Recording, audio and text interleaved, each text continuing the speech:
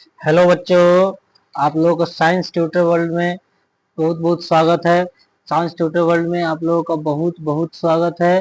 जल्द से जल्द आप इस चैनल को सब्सक्राइब कर ले, लाइक करें और जहां हो सके इसको शेयर करें। जहां तक भी हो सके इसे शेयर करें।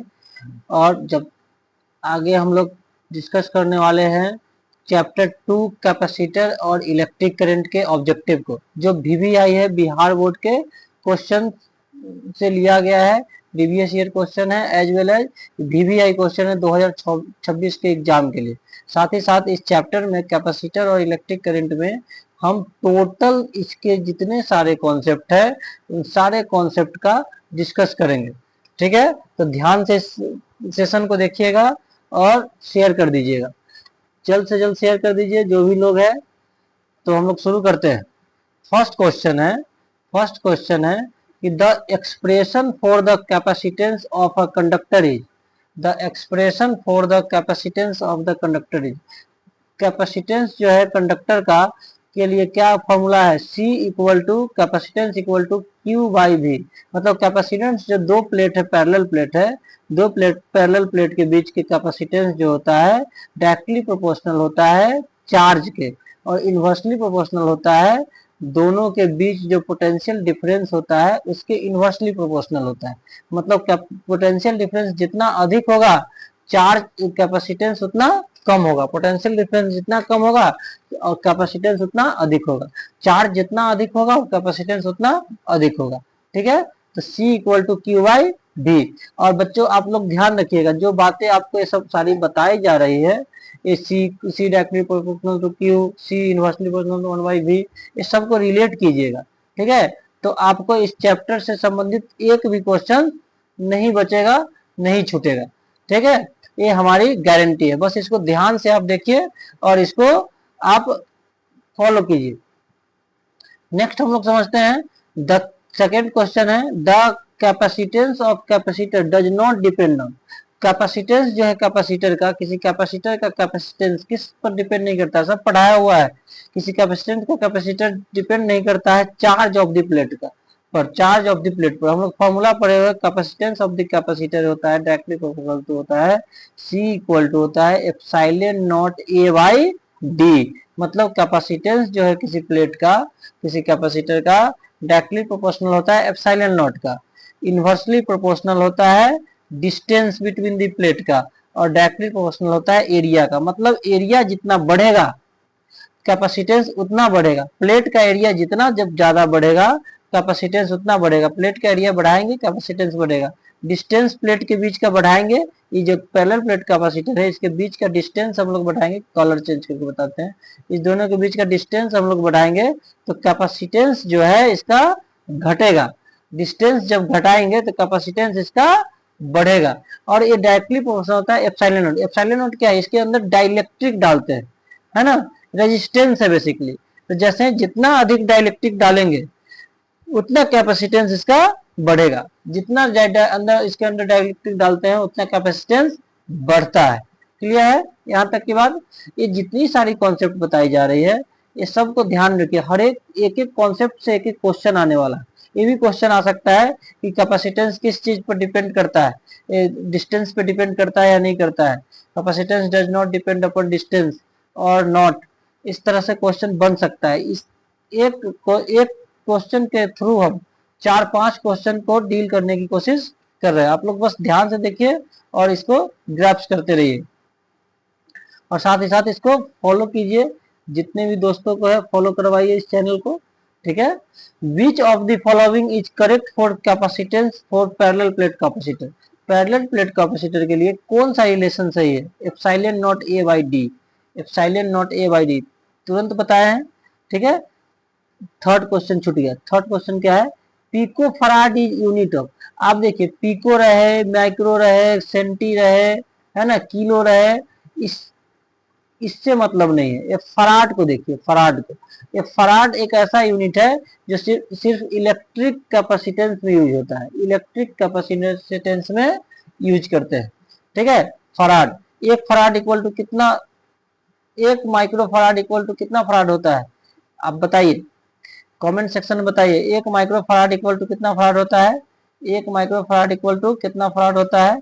1 माइक्रोफराड इक्वल टू होता है 10⁻⁻6 फराड। क्लियर है? नेक्स्ट बढ़ते हैं हम लोग 5 में। 3 capacitor of 6 microfarad capacitance are available, the minimum and maximum capacitance will be. 3 capacitor है जो कि 6 माइक्रोफराड का है। कितना माइक्रोफराड का है बच्चों? 6 माइक्रोफराड का है।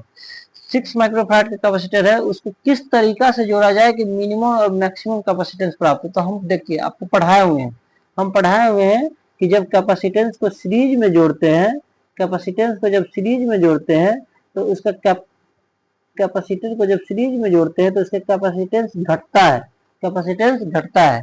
जब पैरेलल में जोड़ते हैं तो उसका कैपेसिटेंस बढ़ता है, जब पैरेलल में जोड़ते हैं तो उसका कैपेसिटेंस बढ़ता है। क्लियर है बात? तो देखिए एक बार इस तीनों को सीरीज में जोड़ेंगे, एक बार पैरेलल में, तो तीनों को सीरीज में जोड़ेंगे तो 18 माइक्रोफराड आ गया। 6 + 6 + 6 18 माइक्रोफराड हो गया बच्चों। ठीक है? और पैरेलल में जोड़ते हैं, पैरेलल में जोड़िए 1/, इधर कर लेते हैं साफ साफ, थोड़ा सा इरेज कर लेते हैं, थोड़ा सा इरेज कर लेते हैं। एक सेकेंड, एक सेकेंड, एक सेकेंड, एक सेकेंड बच्चों, समस्याएं तो आती रहती है, थोड़ा सा देख लेते हैं, इसको ठीक करने की कोशिश करते हैं। हो नहीं रहा।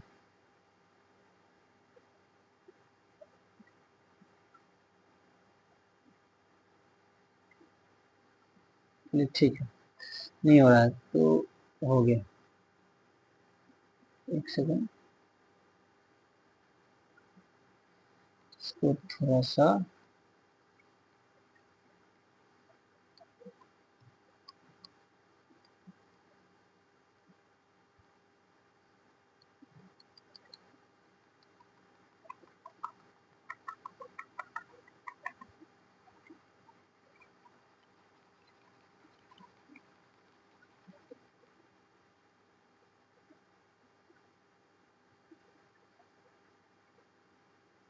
चलिए आगे बढ़ते हैं।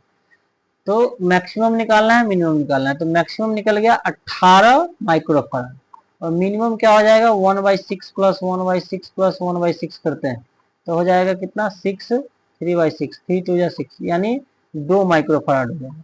आप जानते हैं कि कैपेसिटेंस सीरीज में जोड़ते हैं तो 1/C इक्विवेलेंट होता है 1/C1 + 1/C2। इसका शॉर्टकट फॉर्मूला भी C इक्विवेलेंट निकालने का तरीका है, इसी को सॉल्व करेंगे तो निकल जाएगा C1 C2 by C1 + C2, 2 capacitor के लिए C इक्विवेलेंट, अगर 2 कैपेसिटेंस आपको सीरीज में हो तब। ठीक है? तो कितना आ गया? 2 माइक्रोफराड 18 माइक्रोफराड, यानी ऑप्शन सी सही होगा। नेक्स्ट आगे बढ़ते हैं हम लोग, आगे बढ़ते हैं हम लोग, आगे बढ़ते हैं, आगे बढ़ते हैं, आगे बढ़ते हैं। टू, नेक्स्ट समझिए, 2 parallel plate capacitor, 2 parallel plate are separated of 1 centimetre. 2 parallel plate capacitor है जो 1 सेंटीमीटर के डिफरेंस पर है। जो प्लेट है वो 1 सेंटीमीटर के डिफरेंस पर है, 1 सेंटीमीटर के डिफरेंस पर। एक सेकेंड, 1 सेंटीमीटर के डिफरेंस पर, थोड़ा सा मिस्टेक हो रहा है, 1 सेंटीमीटर के दोनों डिफरेंस पर है। ठीक है? अब बोल रहा है कि दोनों के बीच का पोटेंशियल डिफरेंस जो है V जो है 10 वोल्ट है। तो V हमारे पास आ गया 10 वोल्ट।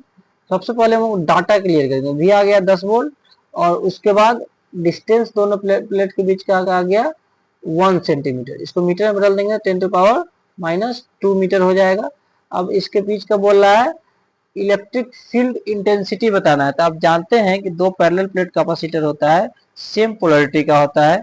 ठीक है? तो उसके बीच में जो अपोजिट पोलैरिटी का आपके पास चार्ज डेवलप हो जाता है, जिसके कारण इसके बीच का जो है पोटेंशियल डिफरेंस 0 होता है। आपसे पूछ दिया है कि पैरेलल प्लेट कैपेसिटर में टोटल चार्ज कितना होता है, तो 0 होता है। टोटल चार्ज कितना होता है? 0 होता है, क्योंकि सेम पोलैरिटी का चार्ज होता है। तो इलेक्ट्रिक फील्ड लाइंस जो पॉजिटिव से निकलता है निगेटिव की ओर जाता है, पॉजिटिव से निकलेगा और निगेटिव की ओर जाएगा, पॉजिटिव से निकलेगा और निगेटिव की ओर जाएगा। इसका फॉर्मूला हो जाता है इलेक्ट्रिक फील्ड इंटेंसिटी का V × D, पोटेंशियल डिफरेंस दोनों प्लेट के बीच, और D for difference between the plate. तो इस फॉर्मूला पे आप डाल दीजिए। आपको इसमें क्या निकालना है? E सॉरी ये गड़बड़ हो गया, V इक्वल टू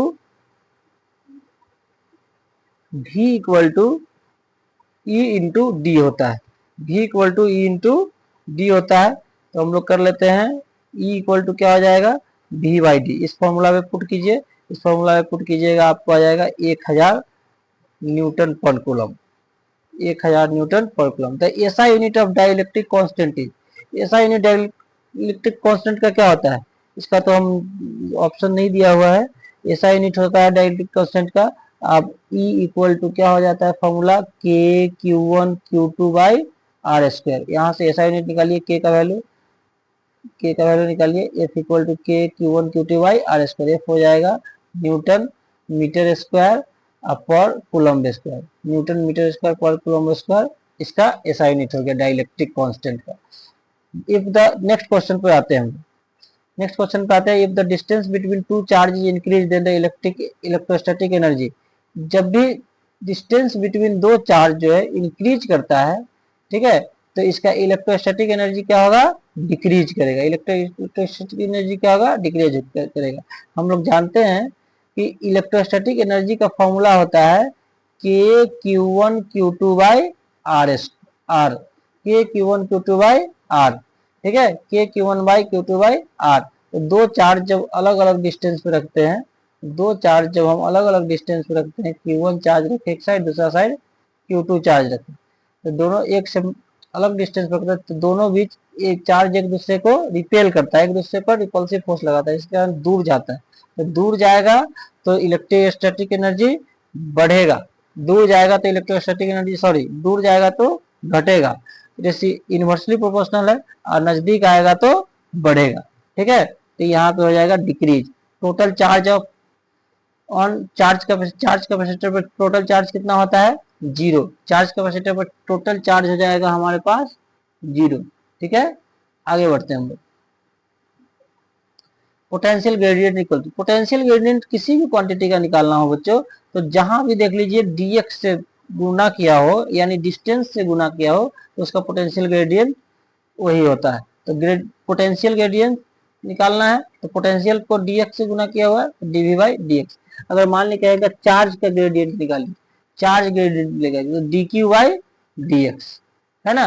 मतलब जिस भी क्वांटिटी को डिस्टेंस से गुना कर दे तो उसका वो क्वांटिटी का ग्रेडियंट हो जाता है, ग्रेडियंट हो जाता है, इसका पोटेंशियल ग्रेडियंट हो जाएगा dv by dx। 1 farad is equal to 1 coulomb by 1 volt होता है, ठीक है। एक statcoulomb is equal to, एक स्टेट कूलम किसके बराबर होता है, तो एक स्टेट कूलम होता है 3 into 10 to the power 9 coulomb के बराबर होता है, 3 into 10 to the power 9 coulomb के बराबर होता है एक स्टेट कूलम। क्लियर है बात, ऑप्शन है, ये ऑप्शन दिया हुआ है, colour change. If a hollow spherical conductor is charged positive then the potential inside will, एक hollow सिलेंडर है, hollow spherical कंडक्टर है, स्फेयर है टाइप का है, hollow spherical कंडक्टर, स्फेरिकल है, सिलेंड्रिकल हम बना दिए, स्फेरिकल कंडक्टर है। स्फेरिकल कंडक्टर क्लोज सरफेस है, स्फेरिकल कंडक्टर है तो क्लोज सरफेस है, तो क्लोज सरफेस के अंदर पोटेंशियल जो होता है हर जगह आइडेंटिकल सरफेस भी कहते हैं, इसके जगह पोटेंशियल आइडेंटिकल जो है, आइडेंटिकल सरफेस पर पोटेंशियल सेम होता है, आइडेंटिकल होता है, आइडेंटिकल का मतलब होना सेम होता है, ठीक है। तो पॉजिटिव चार्ज से चार्ज करेंगे इस सिलेंडर को, तो इसके अंदर जो पोटेंशियल होगा पॉजिटिव होगा, पॉजिटिव चार्ज होगा पूरा चारों साइड, और अंदर पोटेंशियल जो होगा सेम होगा, आइडेंटिकल होगा, ठीक है। The electric constant material always greater than, dielectric constant किसी भी मटेरियल का हमेशा एक से अधिक होता है, हमेशा एक से अधिक होता है। डाइलेक्ट्रिक कांस्टेंट किसी भी मटेरियल का हमेशा एक से अधिक होता है। क्लियर है यहाँ तक। अब हम लोग आगे बढ़ते हैं, find the equivalent capacitance, find the equivalent capacitance of this capacitor. Equivalent capacitance निकालना है, तो आप देखिए पैरेलल में है, तो पैरेलल में है तो इस दोनों को जोड़ देंगे, 3 टू 5 माइक्रोफराड हो गया, और उसके बाद ये 4 माइक्रोफराड है सीरीज में, दो है सीरीज में, ये है 4 माइक्रोफराड और ये है 5 माइक्रोफराड, ठीक है, दिख नहीं रहा है। तो सीरीज में है तो हम लोग जानते हैं सीरीज में जब दो कैपेसिटर होता है तो सी इक्विवेलेंट निकालते हैं C1 C2 by C1 plus C2। ऐसे भी कर सकते हैं या सिंपल ये फॉर्मूला लगा सकते हैं 1/C equivalent equal to 1/C1 plus 1/C2। बात सेम है, ठीक है, आंसर सेम आएगा। दोनों को इसको सॉल्व करके फॉर्मूला आ गया तो C1 C2 डाल दीजिए। C1 कितना है, C1 है 5 और C2 है 4, तो 5 गुने 4 बटा 5 और 4 9, 20/9। इसका आंसर हो जाएगा 20/9। ठीक है। The resistance of wire is इतना, it's electric conductivity will be, एक वायर का जो रेजिस्टेंस है 500 ओम, रेजिस्टेंस किसी वायर का कितना है 500 ओम है, एक वायर का रेजिस्टेंस है 500 ओम।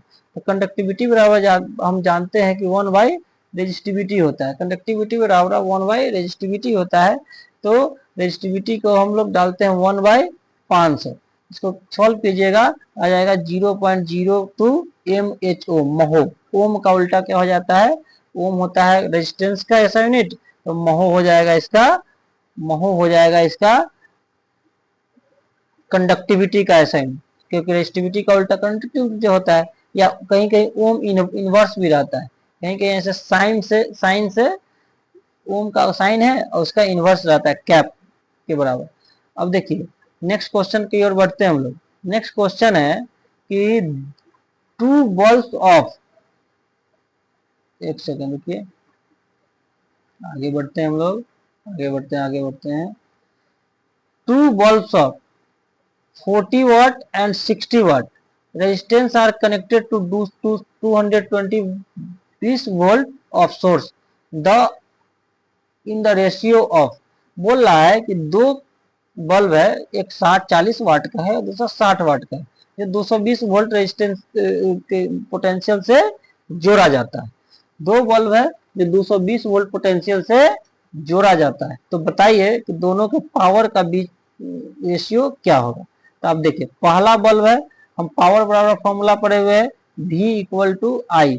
यहाँ पे क्या क्या दिए हुआ है, R दिए हुआ है, रेजिस्टेंस दिए हुआ है, R दिए हुआ है, क्या रेजिस्टेंस 40 वोल्ट 60 वोल्ट क्या है, रेजिस्टेंस ही तो है। ये बल्ब क्या कर रहा है, बल्ब क्या करता है, बल्ब तो बिजली को खाता है, बल्ब करंट खाता है, तो ये रेजिस्टेंस का वर्क करता है।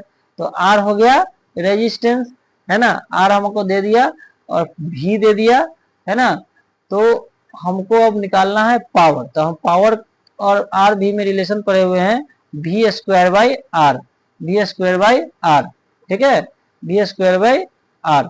इससे ऐसे भी हम कहते हैं पावर इक्वल टू होता है current flow into potential between the wire, ठीक है। तो वी आई से भी डालेंगे तो एक रेजिस्टेंस का फॉर्मूला होता है V equal to I R, यहाँ से आप I का फॉर्मूला डाल दीजिएगा, इसमें I का इसमें डाल दीजिएगा तो इतना ये आ जाएगा, ठीक है।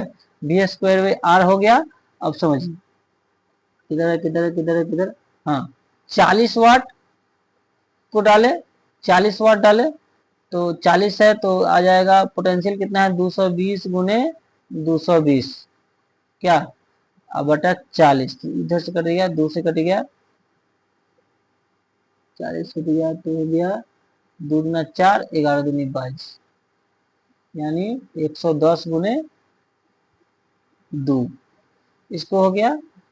तो इसको निकालिए, V स्क्वायर बाई R पे पुट करेंगे, P1 पुट करेंगे बाई P2 निकालेंगे, है ना।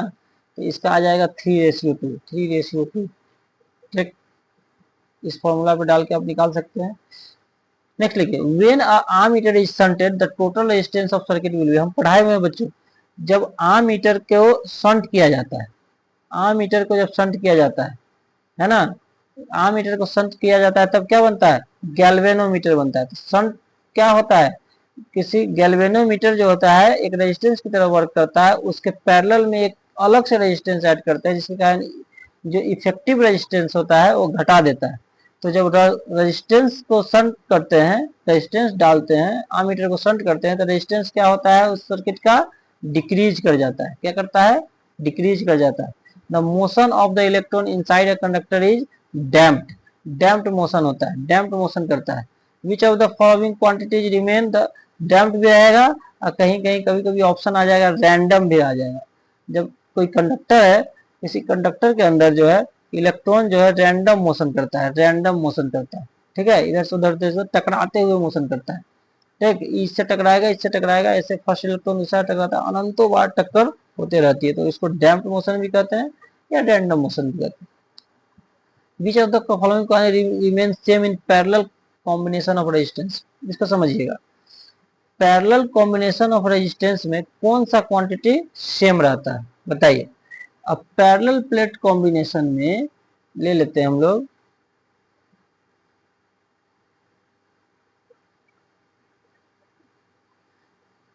पैरेलल प्लेट कॉम्बिनेशन में, पैरेलल प्लेट कॉम्बिनेशन में करंट को हम लोग इधर डालते हैं, करंट जब हम लोग देते हैं इधर से तो आई करंट देते हैं, तो करंट डिस्ट्रीब्यूट हो जाता है, आई वन इसमें चला जाता है, इसमें आई टू चला जाता है, इसमें आई थ्री करंट चला जाता है, ठीक है। लेकिन potential across the terminal same होता है, इसको अच्छे से बना लेते हैं ऐसे।